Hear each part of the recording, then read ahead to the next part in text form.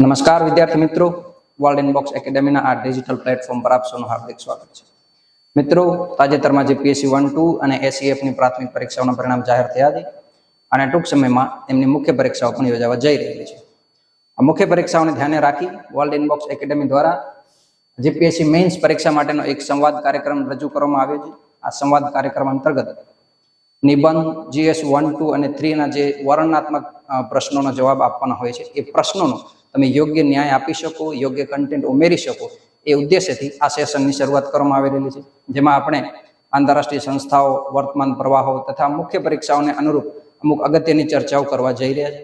તો ચાલો શરૂઆત કરીએ આજે. મિત્રો, તાજેતરમાં તમે જાણો છો, ગયા વર્ષથી જ્યારથી રશિયા યુક્રેન યુદ્ધ શરૂ થયું છે ત્યારથી એક મહત્વની સંસ્થા ખૂબ ચર્ચામાં રહેલી છે અને આ સંસ્થા એટલે કે યુએનઓ. આ યુએનઓ ખૂબ ચર્ચામાં રહેલી છે. તો આ યુએનઓના સંદર્ભે મુખ્ય પરીક્ષામાં નિબંધ અથવા તો GS2 માં એક સીધો પ્રશ્ન આનો તમને આવી શકે, તો જેના માટે જરૂરી વિગતો અને માહિતી ઉપર આપણે ચર્ચા કરીશું. આગળ વધીએ મિત્રો. તો યુનાઇટેડ નેશન ઓર્ગેનાઇઝેશન હાલમાં આટલી બધી ચર્ચામાં કેમ છે, એના કયા કારણો? આમ તો રશિયા યુક્રેન યુદ્ધ એટલે કે વર્ષ 2022ની 24મી ફેબ્રુઆરીના દિવસે જ્યારથી રશિયાએ યુક્રેન પર યુદ્ધ કર્યું છે ત્યારથી યુનાઇટેડ નેશન ખૂબ ચર્ચામાં છે, કારણ કે સક્રિય કદમો ઉઠાવી શક્યું નથી. રશિયા યુક્રેન યુદ્ધના કોઈ પરિણામી સમાધાનો એ રજૂ કરી શક્યું નથી. પરંતુ હાલમાં મિત્રો યુનાઇટેડ નેશનના જ અંગ છે United Nation Security council, United nation general assembly, એવા મુખ્ય અંગો વચ્ચે પણ તકરાર વધેલી છે અને આ જ કારણો છે મિત્રો કે યુનાઇટેડ નેશન ખૂબ ચર્ચામાં. આગળ એ અંગો પણ આપણે જોઈએ છીએ, પણ કયા કારણને લીધે આ યુનાઇટેડ નેશન અત્યારે સૌથી વધુ ચર્ચામાં છે એ કારણ જોઈ લઈએ. કયા સમાચાર છે? તો યુનાઇટેડ નેશન જનરલ એસેમ્બલી એટલે કે યુએનજીએ ના પ્રમુખે એક એવું નિવેદન આપ્યું છે મિત્રો, જે ખૂબ વિવાદમાં સપડાયેલું છે. યુનાઇટેડ નેશન જનરલ એસેમ્બલીના જે પ્રમુખે છે એમણે એક એવું નિવેદન આપ્યું કે યુનાઇટેડ નેશન સિક્યુરિટી કાઉન્સિલ, આ યુએનએસસી પણ એક યુનાઇટેડ નેશનનો જે અંગ છે મિત્રો. આ યુએનએસસી તેના હાલના સ્વરૂપમાં એટલે કે હાલમાં જે પણ સ્ટ્રક્ચરમાં યુએનએસસી અસ્તિત્વમાં છે એ સ્વરૂપમાં લકવાગ્રસ્ત છે. એટલે કે એ પોતાની પૂરી ક્ષમતાઓથી કાર્યરત નથી, એ યોગ્ય સમાધાનો રજૂ કરવા સક્ષમ નથી, નિષ્ક્રિય છે, સક્રિય પરિણામો આપવા મતલબ શક્તિ નથી ધરાવતું. કારણ કે એનું કારણ શું આપ્યું છે, કયા કારણોને લીધે એ નિષ્ક્રિય અને લકવાગ્રસ્ત છે? તો એનું કારણ એવું આપેલું છે મિત્રો કે રશિયા અને યુક્રેન વચ્ચે યુદ્ધ શરૂ થયાના 1 વર્ષ બાદ પણ કોઈ સક્ષમ કે પરિણામી નિર્ણય લેવા માટે યુનાઇટેડ નેશન સિક્યુરિટી કાઉન્સિલે સમાધાનો સામે રાખ્યા નથી, કે આનું પરિણામનું કોઈ ચોક્કસ પ્રકારનું સમાધાન પણ રજૂ નથી કર્યું. આગળ જોઈએ મિત્રો. તો યુનાઇટેડ નેશન ઓર્ગેનાઇઝેશનની થોડી પૃષ્ઠભૂમિ મેળવીએ કે ક્યાંથી એ સંગઠનની રચના થઈ, કેવા પ્રકારના કાર્યો, કયા ઉદ્દેશ્યો માટે એની રચના કરવામાં આવી હતી. તો એક આ આંતર સરકારી સંગઠન છે મિત્રો. આંતર સરકારી સંગઠનો એટલે કે વિશ્વના વિવિધ સાર્વભૌમ દેશોની સરકારો સાથે મળી અને કોઈ સંગઠનની રચના કરે, એ પ્રકારનું આ સંગઠન છે. આ યુનાઇટેડ નેશનનું હેડક્વાર્ટર છે ન્યુયોર્ક. મિત્રો, આ સીધા ફેક્ટ છે, એ પ્રિલિમમાં પૂછી શકાય છે, કારણ કે ખૂબ મહત્વનો મુદ્દો છે અને ચર્ચામાં છે, એટલે કરંટ અફેરનો આ પાર્ટ ગણાશે. તો આ ફેક્ટ તમારે ધ્યાનમાં રાખવા. આવનારી પ્રાથમિક પરીક્ષાઓમાં પણ આ મહત્વનું કરંટ અફેર બનશે. તો આંતર સરકારી સંગઠન જેનું હેડક્વાર્ટર ન્યુયોર્કમાં છે, એમના અધ્યક્ષ કોણ છે? આ પ્રશ્ન એક પ્રિલિમમાં પૂછાઈ ચૂક્યો છે ઓલરેડી. એન્ટોનિયો ગુટેરસ, જે પોર્ટુગીઝ નાગરિક છે. આ પોર્ટુગીઝ નાગરિકતા ઉપર એક સવાલ બન્યો છે અને 2017થી મિત્રો એ અધ્યક્ષ છે. આગળ વધી તો આ સંસ્થાનો ઉદ્દેશ્ય શું હતો, કયા ઉદ્દેશ્યોને કારણે સંસ્થાની રચના થયેલી હતી? તો આંતરરાષ્ટ્રીય શાંતિ, સુરક્ષા અને જાળવણી માટે તથા દેશોની સંપ્રભુતા અને સરહદોનું રક્ષણ કરવાનો ઉદ્દેશ્ય હતો આ સંગઠનનું રચના કરવાનું. એના સભ્યો જોઈએ મિત્રો. સભ્યોમાં પણ ખૂબ મહત્વની ડિટેલ છે. સંસ્થાપિત સભ્યો એટલે કે જ્યારે યુનાઇટેડ નેશનની રચના થઈ ત્યારે એના સભ્યો હતા 51 જેટલા દેશોએ સાથે મળી અને યુનાઇટેડ નેશનની રચના કરી. પરંતુ હાલમાં એટલે કે માર્ચ 2023માં આ સંગઠનના કુલ સભ્યો 193 છે. તો આ મહત્વની વિગતો ધ્યાને રાખીશું. આગળ વધીએ તો આ યુનાઇટેડ નેશન ઓર્ગેનાઇઝેશનના સભ્ય દેશો છે સમગ્ર વિશ્વમાં.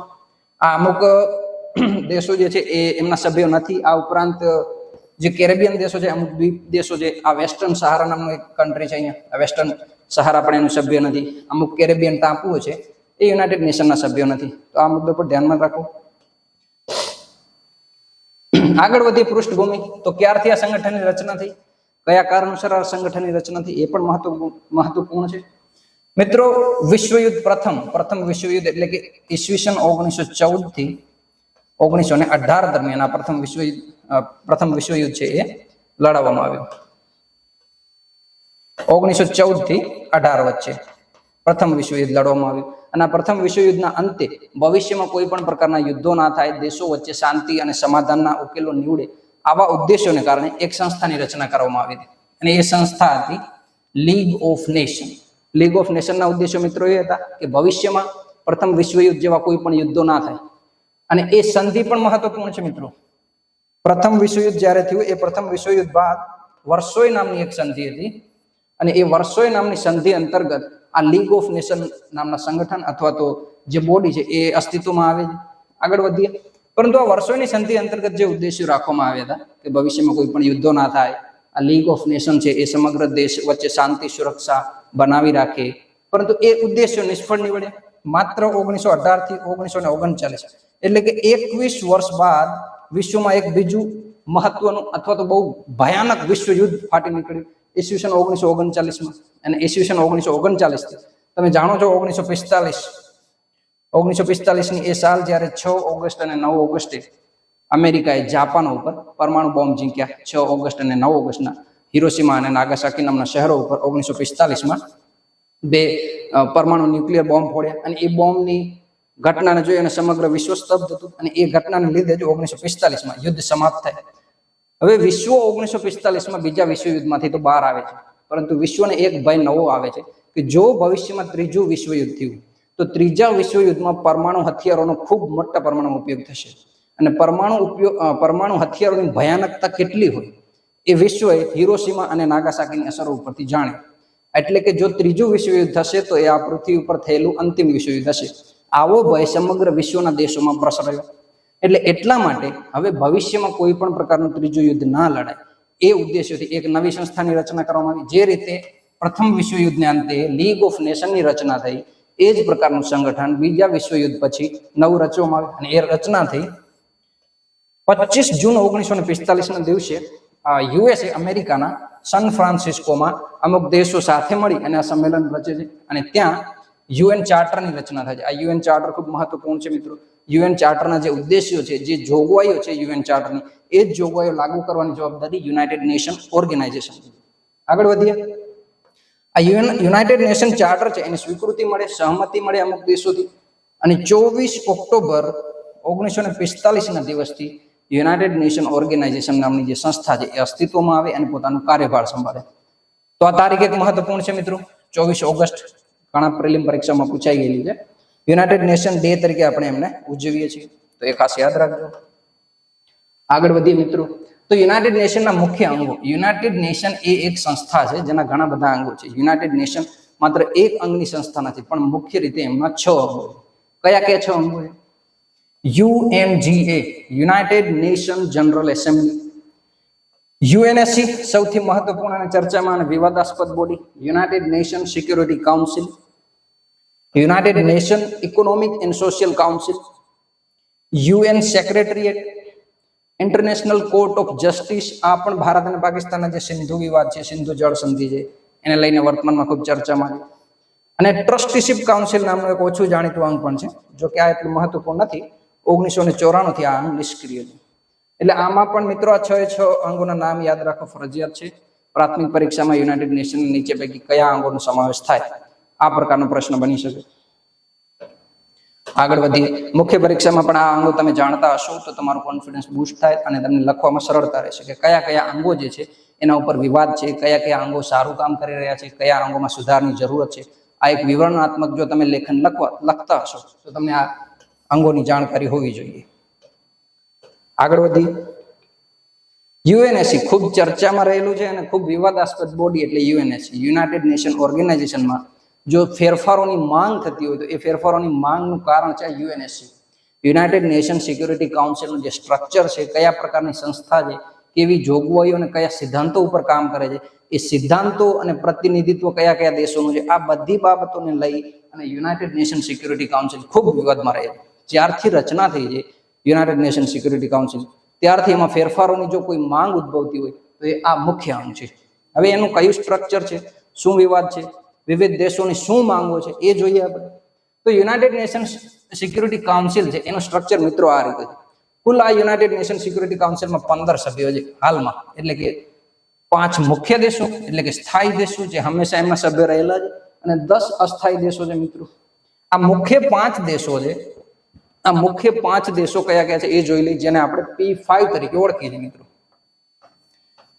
P5 એટલે કે પરમેનન્ટ 5 દેશો. આ 5 દેશો છે USA, UK, રશિયા, ફ્રાન્સ અને ચીન. આ દેશોના નામ સાંભળીને તમને ખ્યાલ આવ્યો હશે કે આ 5 દેશો છે એ પરમાણુ સત્તાઓ છે, પરમાણુ હથિયારો ધરાવે છે 5 દેશો. અને ઇતિહાસ પણ એ જ આધારે રચાયો છે કે 1964 સુધીના જે દેશો હતા, એટલે કે 1964 પહેલા જે દેશોએ પરમાણુ હથિયારો પ્રાપ્ત કર્યા છે એ દેશોને આ P5 માં સ્થાન આપવામાં આવ્યું છે, ઉપરાંત વિશેષ અધિકારો આપેલા છે અમુક. એટલે કે 1964 સુધી જે દેશોએ પરમાણુ હથિયાર બનાવી લીધા ત્યારની રચના અંતર્ગત P5 માં આ 5 દેશો હતા જે પરમાણુ ધરાવતા હતા. અને આમની પાસે શું વિશેષ સત્તાઓ છે? તો P5 પાસે વીટો પાવર છે. હવે આ વીટો પાવર છે એ જ સૌથી મોટું વિવાદ છે. વીટો પાવર એટલે શું એ જોઈએ. ધારો કે યુનાઇટેડ નેશન સિક્યુરિટી કાઉન્સિલમાં કોઈ પ્રસ્તાવ લઈ આવવામાં આવે, કોઈ પણ જાતનો કોઈ દેશ વિરુદ્ધ નિંદાનો અથવા તો આંતરરાષ્ટ્રીય કોઈ પ્રકારના ડિસિઝનો લેવા હોય, કોઈ પ્રતિબંધો લગાડવા હોય, આર્થિક કોઈ નવી સમજૂતી લાગુ કરવી હોય સમગ્ર વિશ્વમાં, તો એવો કોઈ પણ પ્રસ્તાવ લઈ આવવામાં આવે. હવે આ પ્રસ્તાવ માટે તમારે 15 સભ્યો છે યુનાઇટેડ નેશન સિક્યુરિટી કાઉન્સિલ, અને 15 સભ્યોમાંથી જો કોઈ પ્રસ્તાવ પારિત કરવો હોય તો આ 5 દેશોની સહમતિ અનિવાર્ય છે. આ 10 દેશોમાંથી સહમતિ આપે ના આપે, કોઈ દેશ નારાજ છે, કોઈ સહમત નથી, એ વિવાદ પછી ઉકેલવાનું. પણ આ 5 દેશોમાંથી જો કોઈ પણ દેશ ના પાડે તો આ પ્રસ્તાવ ખારિજ થાય. એટલે કે P5 ની સહમતિ અનિવાર્ય. આ 5 દેશોમાંથી કોઈ પણ દેશ છે એ આ પ્રસ્તાવની વિરુદ્ધ બનાવવો જોઈએ, નહીં તો પ્રસ્તાવ ખારિજ થાય. અને આ જ કારણ છે મિત્રો કે આ પ્રસ્તાવ ખારિજ થાય છે, પ્રસ્તાવ આગળ નથી વધતો, આ સત્તા વીટો પાવર અંતર્ગત P5 ને મળે. અને આ સૌથી મોટો વિવાદ છે હાલ. કઈ રીતે વિવાદ છે, કઈ રીતે દેશો પોતાના સ્વહિતો માટે આનો ઉપયોગ કરે છે એ પણ આગળ જોઈશું. એટલે કે કોઈ પણ પ્રસ્તાવ પારિત કરવામાં આ P5 ની સહમતિ અનિવાર્ય છે. બીજા દેશો શું છે? અસ્થાયી દેશોની રચના કઈ રીતે થાય છે? તો અહીંયા જે 10 દેશો છે, આ દેશો 2 વર્ષ માટે UNSC માં આવે છે, યુનાઇટેડ નેશન સિક્યુરિટી કાઉન્સિલમાં 2 વર્ષનો કાર્યકાળ આપવામાં આવે છે. 2 વર્ષ પછી કોઈ એક રિજિયનમાંથી અમુક દેશો હટાવવામાં આવે છે અને કોઈ બીજા દેશમાંથી 2 નવા અસ્થાયી દેશો એમાં નિમણૂક કરવામાં આવે. તો એ પ્રમાણે 2 વર્ષ માટે દેશોને બોલાવવામાં આવે છે સભ્યતા ગ્રહણ કરવા માટે. એટલે કે અસ્થાયી સભ્ય પણ છે ત્યાં. આગળ જોઈએ P5 માં કોણ પ્રતિનિધિત્વ કરે છે? P5 માં જે દેશો છે એ કયા ખંડોનું પ્રતિનિધિત્વ કરે છે, કયા સંગઠનોનું પ્રતિનિધિત્વ કરે છે એ જોઈએ. તો આ તમે જોઈ શકો છો ઉત્તર અમેરિકા ખંડ, એમાં એકમાત્ર દેશ જગત જમાદાર અમેરિકા. યુરોપમાં 2 દેશો છે મુખ્ય. આ યુરોપ છે મિત્રો.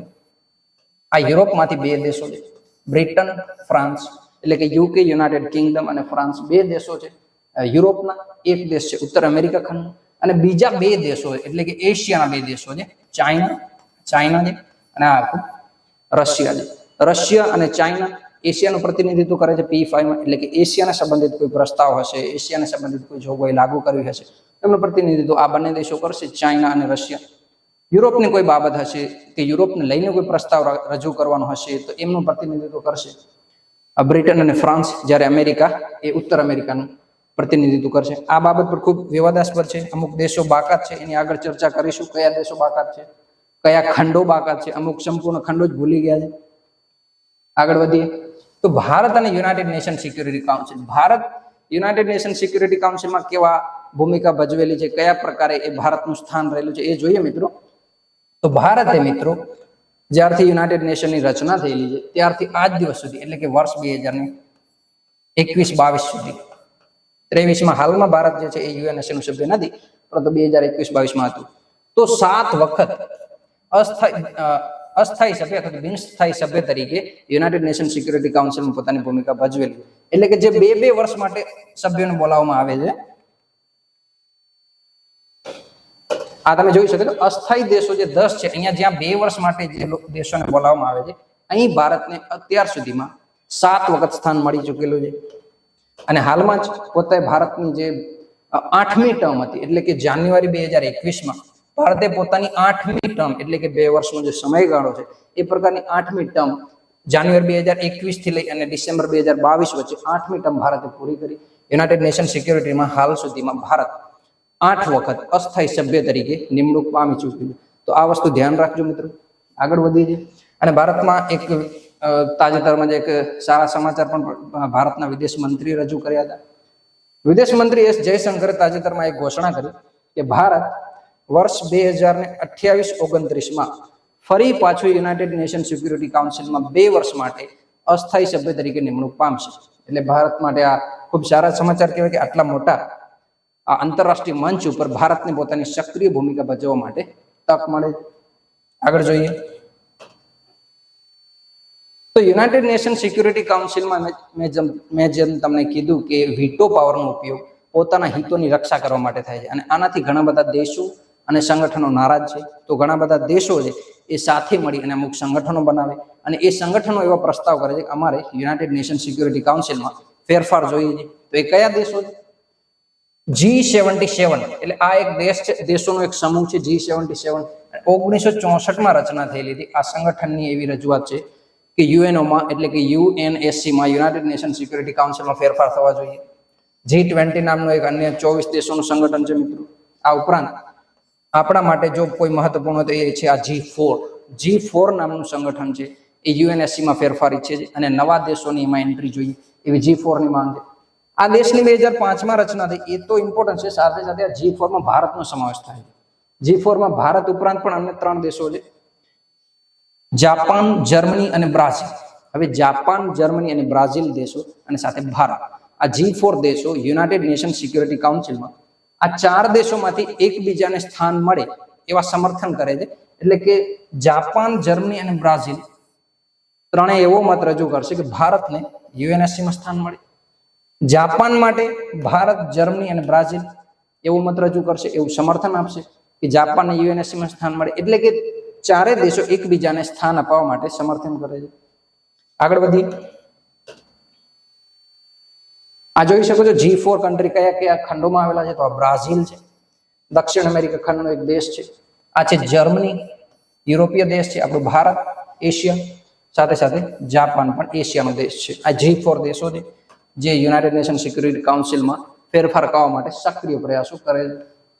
આગળ જોઈએ તો હાલમાં કેવી વિશ્વ વ્યવસ્થા છે. હાલમાં યુનાઇટેડ નેશન સિક્યુરિટી કાઉન્સિલ સામે આટલા બધા પ્રશ્નો કઈ રીતે ઉભા છે? યુનાઇટેડ નેશન સિક્યુરિટી કાઉન્સિલ કેમ નિષ્ફળ છે? હાલમાં જે પરિસ્થિતિઓ છે એમનું નિદાન કે એમનું સમાધાન કરવા માટે યુનાઇટેડ નેશન સિક્યુરિટી કાઉન્સિલ કેમ યોગ્ય પગલાં નથી ઉઠાવતું એ જોઈએ.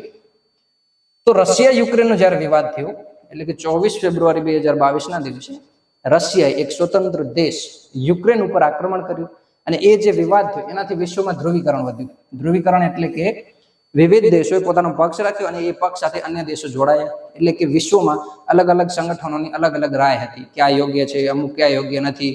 અમુક દેશો કે અમે આ બાબતથી બિલકુલ તટસ્થ છીએ, મૌન છીએ, આ બાબત ઉપર અમારી કોઈ પ્રતિક્રિયા નથી. એ પ્રકારે અલગ અલગ સંગઠનોએ અલગ અલગ પ્રતિક્રિયા આપી. કેવી પ્રતિક્રિયા આપી?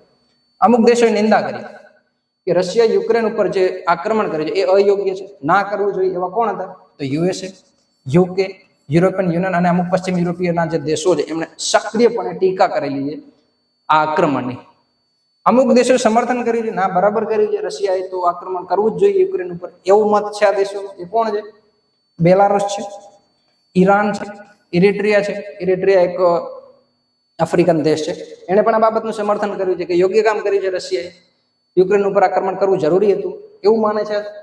જ્યારે અમુક દેશો તટસ્થ છે કે આ બાબતે અમારું કોઈ મંતવ્ય નથી, અમે આ બાબતથી દૂર છીએ. એટલે કે આ બાબત પર અમારે ન તો હા છે કે ના છે, ન સમર્થનમાં છે કે ન વિરોધમાં છે. આ પ્રકારનું તટસ્થ કે મૌન જે દેશોએ મત રજૂ કરે છે એ છે ભારત અને ચીન. આ બંને દેશો અને દેશો પણ છે.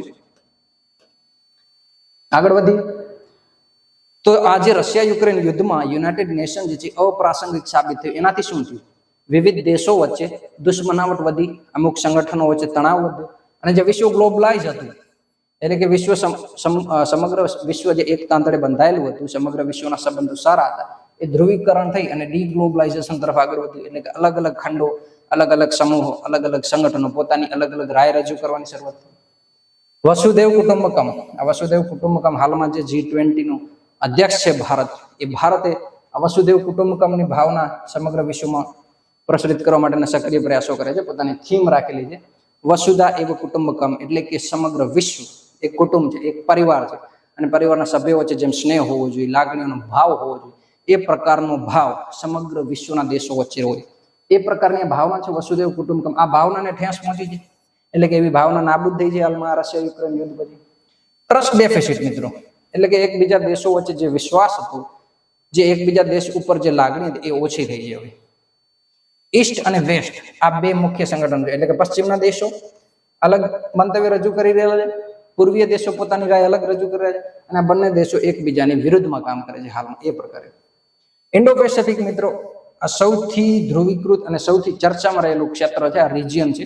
ઇવન ચાઇનાએ તો ત્યાં સુધી કહેલું છે કે જો ભારત અને ચાઇના એક સાથે આવશે અને ઇન્ડો પેસિફિક કાર્યમાં સક્રિય કાર્ય કરશે તો 21મી સદી ઇન્ડો પેસિફિક એટલે કે પૂર્વીય દેશોની હશે. શું છે ઇન્ડો પેસિફિક કે જે આટલું બધું ચર્ચામાં છે? જોઈએ મિત્રો તો આ રિજિયન છે ઇન્ડો પેસિફિક. આ પ્રશાંત મહાસાગર છે બધું, આ હિન્દ મહાસાગર છે. આ ઇન્ડો પેસિફિક ક્ષેત્રમાં જે દેશો આવેલા છે એ દેશો એક તો વસ્તીની દ્રષ્ટિએ ખૂબ મોટા છે, જીડીપી પણ ખૂબ મોટી છે. અહીં તમે જોઈ શકો છો ચાઇના છે, ઇન્ડિયા છે, વિશ્વના સૌથી વધુ વસ્તી ધરાવતા જે પ્રમુખ દેશો છે, લોકતાંત્રિક દેશો છે. આ ઉપરાંત આ ક્ષેત્ર છે જે નોર્થ ઇસ્ટના જે માફ કરજો જે અગ્નિ એશિયાઈ દેશો છે એમના સંગઠનો પણ અહીંયા છે. આસિયન જે સમૂહ છે તો આ સંગઠન ઉપર ખૂબ પશ્ચિમના અને પૂર્વના દેશોનું પણ ધ્યાન હોય છે. એટલે આ ઇન્ડો પેસિફિક રિજિયન છે એ પણ ખૂબ ચર્ચામાં છે. ઇન્ડો પેસિફિક રિજિયન છે એમાં તણાવ વધ્યો છે. આગળ જોઈએ તો અન્ય ઘટનાઓ એવી કઈ થઈ કે જ્યાં યુનાઇટેડ નેશન જે છે એ અપ્રાસંગિક હતું કે મૌન હતું. જેમ રશિયા યુક્રેન યુદ્ધમાં યુનાઇટેડ નેશન મૌન છે, અપ્રાસંગિક છે, યોગ્ય સમાધાનો રજૂ નથી કરી શકતું. એવી ઘણી બધી ઘટનાઓ ભૂતકાળમાં પણ બનેલી છે કે જ્યારે યુનાઇટેડ નેશને કોઈ પ્રકારના સચોટ સમાધાનો રજૂ ના કરે. એ કઈ હતી? 2003નું વર્ષ, ઈરાક ઉપર અમેરિકાએ હુમલો કરી દીધો. 2006માં જેમ અત્યારે હાલમાં રશિયા યુક્રેન ઉપર આક્રમણ કરે છે એ જ પ્રકારના આક્રમણ ભૂતકાળમાં પણ જોવા મળેલા છે કે જ્યારે યુનાઇટેડ નેશને કોઈ સચોટ સમાધાન ન આપે. ઇઝરાયલ દેશ છે મિત્રો, અને લેબનોન નામના દેશ ઉપર હુમલો કર્યો 2006માં.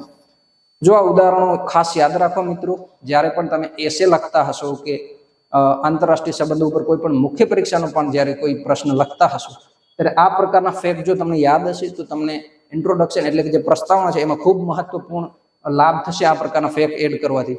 તો આગળ વધીએ. 2015માં સાઉદી અરબનું સંગઠન એટલે કે સાઉદી અરેબિયાના સમર્થનમાં અમુક અન્ય દેશો હતા, એ દેશો સાથે મળી અને ગઠબંધન બનાવ્યું, અને આ ગઠબંધનની સંયુક્ત સેનાએ યમન નામના દેશ ઉપર હુમલો કર્યો. આ હુમલા બાદ પણ યુનાઇટેડ નેશને કોઈ સક્રિય કદમ ના ઉઠાવ્યા, અને અંતમાં જે સૌથી ચર્ચિત છે એ 24 ફેબ્રુઆરી 2022 રશિયા યુક્રેન સંકટ. આગળ વધીએ.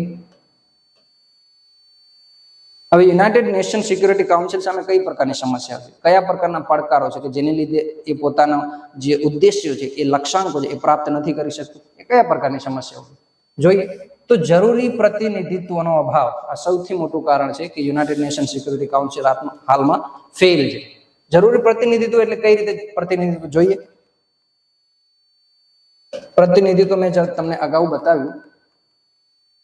આ પ્રતિનિધિત્વ અમેરિકા છે, ઉત્તર અમેરિકાનું પ્રતિનિધિત્વ આ દેશ કરશે. આ બંને દેશો બ્રિટન અને ફ્રાન્સ છે યુરોપનું પ્રતિનિધિત્વ કરશે. એશિયામાં આ બંને દેશો ચાઇના અને રશિયા પ્રતિનિધિત્વ કરશે. બાકીના જે ખંડો વધ્યા આ દક્ષિણ અમેરિકાનું કોઈ સભ્ય નથી. આફ્રિકા સંપૂર્ણ ખંડનો કોઈ પણ સભ્ય P5માં નથી. અને ઓસ્ટ્રેલિયા જે દ્વીપ છે, આજુબાજુના જે રાષ્ટ્રો છે એનું કોઈ પણ જાતનું પ્રતિનિધિત્વ P5માં નથી. તો આ દેશોના જે પ્રશ્નો હશે, આ દેશોના જે વિવાદો હશે એનું સમાધાન આ ઉપરના એટલે કે P5ના દેશો કઈ રીતે લઈ આવશે? એટલે કે લોકતાંત્રિકરણનો અભાવ છે આ સંગઠન, અને આ જ સમસ્યા છે હાલમાં કે પોતાના લક્ષ્યાંકો સારી રીતે પૂર્ણ કરી શક્યું નથી. આગળ વધીએ.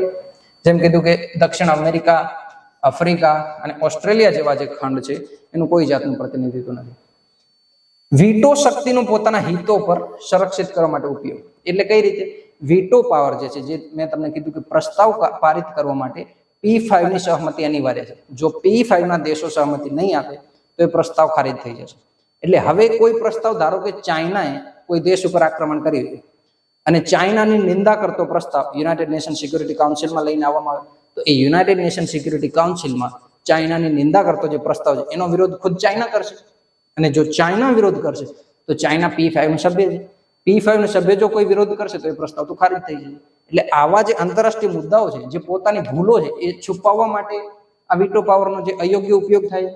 આગળ વધીએ.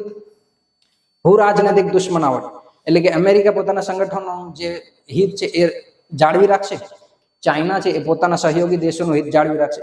આ પ્રકારે ભૂ રાજનૈતિક દુશ્મનાવટ વધશે, પોતપોતાના સંગઠનોની રક્ષા કરશે. આગળ વધીએ. તો અગાઉના યુદ્ધ જે અત્યારે હાલમાં ભારત રશિયા યુક્રેન યુદ્ધ મુદ્દે રશિયા યુક્રેનનો વિવાદ છે એ મુદ્દે સંપૂર્ણ તટસ્થ છે. એટલે કે ના રશિયાની નિંદા કરેલી છે, ના યુક્રેનની નિંદા કરેલી છે, કોઈ પણ દેશના પક્ષમાં કે વિરોધમાં નથી. તો આ અગાઉના પણ જે દેશો થયેલા છે, યુદ્ધો થયેલા છે દેશો વચ્ચે, એમાં પણ ભારતનું વલણ તટસ્થ હતું. એ કયા કયા યુદ્ધો છે? 1957માં સોવિયત સંઘે હંગરી ઉપર આક્રમણ કર્યું, ભારતે ન સમર્થન કર્યું ન વિરોધ. 1979માં સોવિયત સંઘે ફરી પાછું અફઘાનિસ્તાન ઉપર આક્રમણ કર્યું, ભારત નો સમર્થન નો વિરોધ. 2003માં યુએસએ નો ઈરાક, 22માં રશિયા યુક્રેન. તો આ જે ઉદાહરણ છે, આ ઉદાહરણ મિત્રો ખાસ યાદ રાખજો, તમને ઉપયોગી બનશે. અન્ય ઉદાહરણો જ્યારે દર્શાવજો કે અગાઉ ભારતીય નીતિમાં ભારતની વિદેશ નીતિ તટસ્થ રહેલી છે અગાઉના વિવાદોમાં, પણ તો આ વિવાદો તમારે યાદ રાખવા. 1957માં સોવિયત સંઘ હંગરી ઉપર, 79માં અફઘાનિસ્તાન, 3માં યુએસએ નો ઈરાક અને હાલમાં રશિયા યુક્રેન વિવાદ. એટલે એવું નથી કે માત્ર ભારત જે છે એ રશિયા યુક્રેન વિવાદને લઈને જ તટસ્થ છે કે કોઈ સમર્થન કે કોઈ વિરોધમાં નથી. અગાઉના જે પણ યુદ્ધો થયેલા છે એમાં પણ ભારતનું વલણ જે છે એ તટસ્થ રહેલું છે. આગળ જોઈએ તો યુનાઇટેડ નેશન સિક્યુરિટી કાઉન્સિલમાં સુધારની કેમ જરૂર છે? કયા કારણો છે કે સુધાર જરૂરી છે? મેં જેમ તમને કીધું કે P5 દેશો વડે પોતાના હિતોને સર્વોચ્ચતા આપવામાં આવે કે અમારા જે હિતો છે એનું પહેલા સંરક્ષિત કરો. આ પ્રકારનું પોતાના હિતોનું રક્ષણ કરવાનું જે વલણ છે P5 ના દેશોનું, એ અસમાનતા અને અયોગ્ય રીતે નિર્ણયો યુનાઇટેડ નેશન સિક્યુરિટીમાં લેવામાં આવે છે. એના કારણે વીટો પાવરનો જે છે એ અયોગ્ય રીતે ઉપયોગ કરવામાં આવે છે. એનું એક ઉદાહરણ આપું તમને કે કઈ રીતે આ જે વીટો પાવર છે એનો ખોટો અથવા તો દુરુપયોગ કરવામાં આવે. જૈશ-એ-મોહમ્મદ એક આતંકવાદી સંગઠન છે પાકિસ્તાનમાં છે, અને પુલવામા હુમલો, આ પુલવામા હુમલો ઘણા બધા મિત્રોને યાદ હશે. 14 ફેબ્રુઆરી, આમ તો બીજા કોઈ કારણસર યાદ રાખી છે, પણ અહીંયા 14 ફેબ્રુઆરી 2019 ની વાત છે. 14 ફેબ્રુઆરી 2019 ના દિવસે પુલવામામાં જે CRPF ની વાન હતી કે જે જવાનો હતા એની ઉપર આ હુમલો કરવામાં આવ્યો અને એનો જે માસ્ટર માઇન્ડ હતો, પુલવામા હુમલાની આખી તૈયારી કરનાર જે આતંકવાદી હતો મસૂદ અઝહર. હવે મસૂદ અઝહરને ગ્લોબલ ટેરરિસ્ટની વિભાવના થોડી સમજવી જરૂરી છે. ગ્લોબલ ટેરરિસ્ટ એટલે મિત્રો એ પ્રકારનો આતંકવાદી કે જેને સમગ્ર વિશ્વના દેશો છે એ આતંકવાદી માને.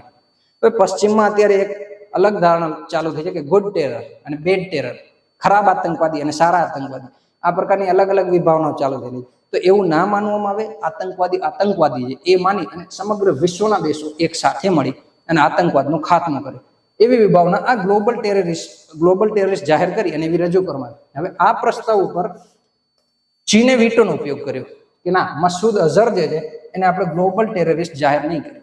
સમગ્ર વિશ્વ એક સાથે મળી અને આ ગ્લોબલ ટેરરિસ્ટ મસૂદ અઝહરનો નાશ આપણે નહીં કરીએ. એટલે કે વીટો પાવર વડે એ પ્રસ્તાવ રોકી દીધો. કારણ કે ચાઇના જે છે એવું ઈચ્છે છે કે પાકિસ્તાનનું સમર્થન કરો. ભારત પાકિસ્તાનના વિવાદથી ચાઇનાને ફાયદો છે.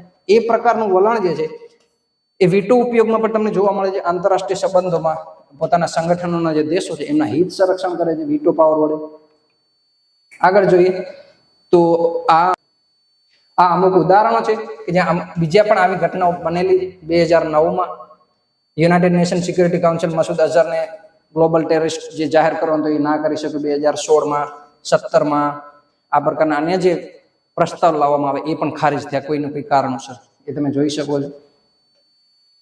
આગળ વધીએ તો યુનાઇટેડ નેશન સિક્યુરિટી કાઉન્સિલમાં કેવા પ્રકારના સુધાર કરવા જોઈએ ભવિષ્યમાં? એ યુનાઇટેડ નેશન સિક્યુરિટી કાઉન્સિલ પોતાના ઉદ્દેશો બહુ સારી રીતે નિભાવે, પોતાના લક્ષ્યાંકો જે સારી રીતે પ્રસ્તાવિત કરી શકે, જે વિશ્વના દેશો વચ્ચે શાંતિનો સંબંધ છે એ ફરીથી સ્થાપિત થાય, તણાવ ઘટે, આ પ્રકારના કાર્યો કરવા હોય તો યુનાઇટેડ નેશન સિક્યુરિટી કાઉન્સિલમાં કેવા સુધાર કરવા જોઈએ? જોઈએ આગળ. સૌથી પહેલો તો વીટો શક્તિ છે એને નાબૂદ કરો. કોઈ જાતની વીટો શક્તિ ના હોય. લોકતાંત્રિકરણ કરો, એક દેશ એક વોટ, અને જે અનિવાર્યતા છે કે P5 જોઈએ જ સહમતીમાં, એ અનિવાર્યતા નાબૂદ કરો. એ પ્રકારનો એક સુધાર થઈ શકે. બીજું સમાન પ્રતિનિધિત્વ. જે અમુક ખંડો ભૂલાઈ ગયા છે કે દક્ષિણ અમેરિકા છે, આફ્રિકા છે, ઓસ્ટ્રેલિયા જેવા ખંડો કે જેનું P5 માં કોઈ નામો નિશાન નથી, આ પ્રકારના ખંડોને યોગ્ય પ્રતિનિધિત્વ આપવું જોઈએ. યુનાઇટેડ નેશન સિક્યુરિટી કાઉન્સિલ હાલમાં 15 સભ્યોની છે, પણ એમાં અમુક બીજા ક્ષેત્રોમાંથી જે રિજનલ લીડર હોય એ પ્રકારના દેશોને યુએનએસસીમાં સ્થાન આપી અને યુનાઇટેડ નેશનનું વિસ્તરણ પણ કરી શકાય. આ પ્રકારના સંભવિત સુધારા છે એ લાગુ કરી શકાય. આગળ જોઈએ મિત્રો, તો જ્યારે મુખ્ય પરીક્ષામાં તમે લખશો મિત્રો, જ્યારે યુનાઇટેડ નેશન સિક્યુરિટી કાઉન્સિલ અથવા તો યુનાઇટેડ નેશન ઓર્ગેનાઇઝેશનની પ્રાસંગિકતા તપાસતા હશો ત્યારે તમારે આટલા બધા નેગેટિવ પોઈન્ટ દર્શાવ્યા પછી અમુક સકારાત્મક પાસા પણ દર્શાવવા પડશે કે જેથી તમારો જવાબ છે એ બેલેન્સમાં હોય અને સંપૂર્ણ વિસ્તરણ સાથે એક સારી ચર્ચા થયેલી હોય. તો એ કયા કયા સકારાત્મક પાસાઓ છે કે જેના બદલ કહી શકાય કે યુનાઇટેડ નેશને અમુક હદે પોતાના જે લક્ષ્યાંક હતા, ઉદ્દેશ્યો હતા, પારિત કર્યા છે. જોઈએ, વિશ્વમાં લોકતાંત્રિક સંસ્થાઓ અને લોકતાંત્રિક વહીવટનું સમર્થન કર્યું છે. એટલે કે તાનાશાહી સરકાર, જે માઓવાદી અથવા તો જે નક્સલવાદ પ્રકારની વિચારધારાઓ છે એનો વિરોધ કરી અને લોકતાંત્રિક વહીવટ, લોક સમર્થિત જે સંસ્થાઓ ચાલે છે એ પ્રકારનું સંસ્થાઓને સમર્થન પ્રાપ્ત છે યુનાઇટેડ નેશન સિક્યુરિટી કાઉન્સિલ વડે. આગળ જોઈએ તો વિશ્વયુદ્ધ જેવી પરિસ્થિતિઓ, એટલે કે જે ડર હતો આપણને 1945માં કે ભવિષ્યમાં જો કોઈ વિશ્વયુદ્ધ થશે, વિશ્વયુદ્ધ ત્રીજું, તો એ પૃથ્વી ઉપર થનારું કદાચ અંતિમ વિશ્વયુદ્ધ હોઈ શકે પરમાણુના ઉપયોગ બાદ. તો એ જે ડર હતો એ હાલ સુધીમાં 1945 થી 2023 સુધીમાં વિશ્વયુદ્ધ ત્રીજાના કોઈ એધાર દેખાણા નથી. એટલે કે કોઈ વિશાળ દેશોએ સંગઠન બનાવ્યું હોય, સામે બીજા વિશાળ દેશોએ સંગઠન બનાવ્યું હોય, બંને દેશોની સેના સંયુક્ત રીતે એકબીજાની વિરુદ્ધમાં આક્રમણો કરે એ પ્રકારની પરિસ્થિતિનું નિર્માણ યુનાઇટેડ નેશને નથી થવા દીધું. તો આ એક એનો પોઝિટિવ પોઈન્ટ કહી શકશો તમે. આગળ જોઈએ, અલ્પ વિકસિત રાષ્ટ્રો, એવા રાષ્ટ્રો કે જે આર્થિક રીતે પછાત છે અથવા તો જે થર્ડ વર્લ્ડ કન્ટ્રી કહેવાય છે, એ પ્રકારના દેશોને આર્થિક સહાય આપો. એટલે કે જે વિકસિત રાષ્ટ્રો છે, અમેરિકા અને પશ્ચિમ યુરોપીયના દેશો છે, એ આર્થિક અને તકનીકી સહાય આપે એમને. એટલે કે ધારો કે રિન્યુએબલ એનર્જીમાં કોઈ અલ્પ વિકસિત રાષ્ટ્ર સારું કામ કરવાની ઈચ્છા અથવા તો મહત્વાકાંક્ષા હોય તો એમને સોલાર સિસ્ટમ આપો, વિન્ડ એનર્જી માટે જરૂરી જે તકનીક હોય, ન્યુક્લિયર પાવર માટે જે જરૂરી તકનીક હોય. ન્યુક્લિયરનો મતલબ છે અહીંયા કે ન્યુક્લિયર પ્લાન્ટ, બોમ્બની વાત નથી. ન્યુક્લિયર પ્લાન્ટ વડે જો વિદ્યુત ઉર્જા ઉત્પન્ન કરવામાં આવે તો એક સ્વચ્છ સ્ત્રોત માનવામાં આવે છે. તો ન્યુક્લિયર પ્લાન્ટમાં જરૂરી જે તકનીકી હોય એવી તકનીકી સહાય આપવામાં આવે, આર્થિક સહાય આપવામાં આવે. આ પ્રકારના કાર્યો પણ યુનાઇટેડ નેશને કરેલા છે. આ એક દરજ્જો છે, લિસ્ટ ડેવલપ્ડ કન્ટ્રી, એટલે કે એલડીસી. હવે એલડીસી ના દરજ્જાના અમુક આર્થિક લાભ છે. ધારો કે બાંગ્લાદેશ આપણી બાજુમાં દેશ છે, એમને આ દરજ્જો પ્રાપ્ત છે. હવે એલડીસી નો જેને દરજ્જો પ્રાપ્ત હોય એ દેશને અમુક વિકસિત દેશો અને બીજા જે અન્ય દેશો છે એમાં જ્યારે નિકાસ કરે તો એના ઉપર કોઈ કસ્ટમ નહીં લેવામાં, કસ્ટમ ડ્યુટી નહીં લેવામાં. ધારો કે લિસ્ટ ડેવલપ કન્ટ્રી જે છે બાંગ્લાદેશ પોતાનું કાપડ યુરોપીયના દેશોમાં નિર્યાત કરે અને ભારત પણ પોતાનું કાપડ છે એ યુરોપના દેશોમાં નિર્યાત કરે, તો બાંગ્લાદેશ ઉપર કોઈ પણ જાતની કસ્ટમ ડ્યુટી નહીં લાગે, કારણ કે એ લિસ્ટ ડેવલપ કન્ટ્રી છે.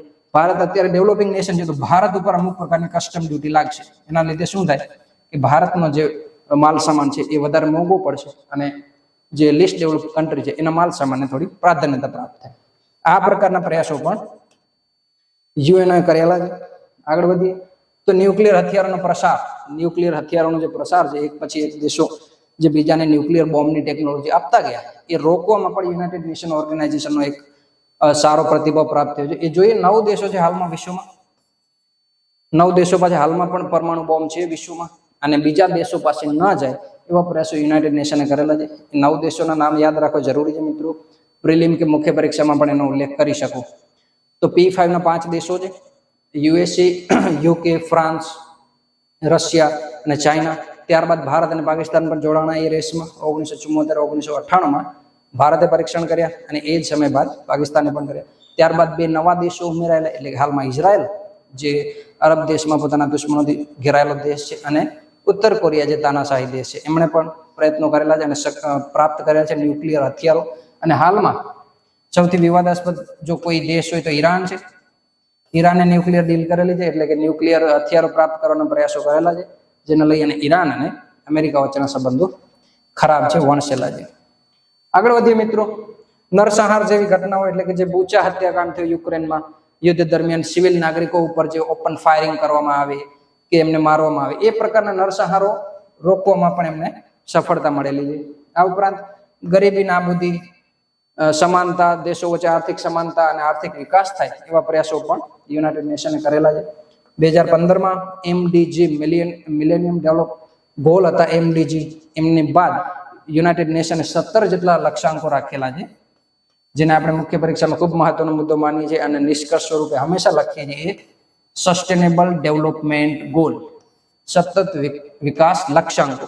17 જેટલા ગોલ છે, એ ખાસ યાદ કરી રાખો મુખ્ય પરીક્ષા માટે. 17 છે.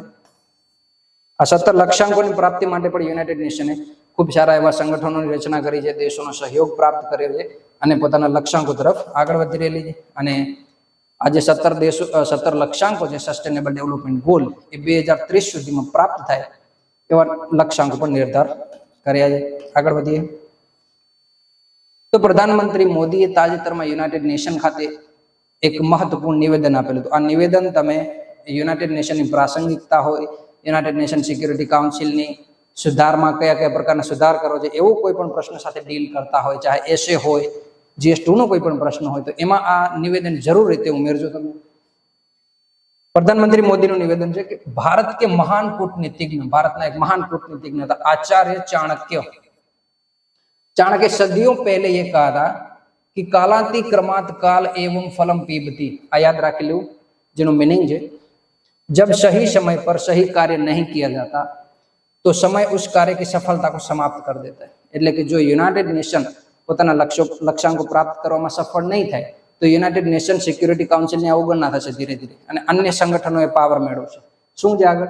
સંયુક્ત રાષ્ટ્ર खुद को प्रासंगिक बनाए रखना है तो अपनी इफेक्टिवनेस એટલે કે પોતાના જે નિર્ણયો છે એની સક્ષમતા અને રિલાયબિલિટી, વિશ્વનો જે વિશ્વાસ છે એ પ્રાપ્ત કરે તો યુનાઇટેડ નેશન સિક્યુરિટી કાઉન્સિલ અને યુએનઓના જે બીજા અંગો છે એ વિશ્વ સમક્ષ પોતાની જે સત્તા છે એ રજૂ કરી શકશે અને સારા લક્ષ્યાંકો અને સારા નિર્ણયો લઈ શકશે. તો મિત્રો, આ હતી યુનાઇટેડ નેશનની પ્રાસંગિકતા અનુરૂપ ચર્ચા. આશા છે કે તમને પસંદ આવી છે. આવા મહત્વના અન્ય મુદ્દાઓ સાથે જોડાયેલા રહો વર્લ્ડ ઇનબોક્સ ડિજિટલ પ્લેટફોર્મ સાથે. ધન્યવાદ. જય હિન્દ.